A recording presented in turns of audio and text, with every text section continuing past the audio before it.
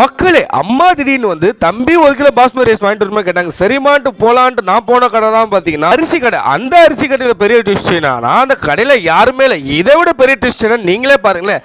இந்த தலைவர் வந்து தம்பி 1 கிலோ பாஸ்மதி ரைஸ் இருக்கு மாட்டு கேங்கிட்ட கேட்டார். என்ன பார்த்தா பாஸ்மதி ரைஸ் விற்கிற மாதிரி அங்கே இருக்கு, நீங்க சொல்லுங்க.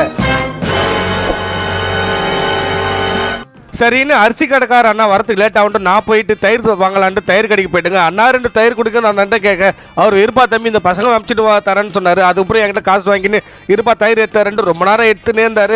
அதுக்கு அரிசிக்கார வருவான்னு பார்த்தா அரிசிக்கார அது வரைக்கும் வரவே இல்லை. ஒருவேளை அண்ணன் வந்து ஃப்ரிட்ஜுக்குள்ளே கை விட்டு 2 தயிர் எடுத்து தம்பி இந்தாப்பா நீ போகலான்னு கொடுத்துட்டு நான் கிளம்பி போயிட்டேன். திடீர்னு அந்த ரெட்டு சொக்கான தம்பி வராருப்பார் அதோ ஒன்னார் எங்க நான் அங்கே கேமரா வச்சாங்க மாஸ்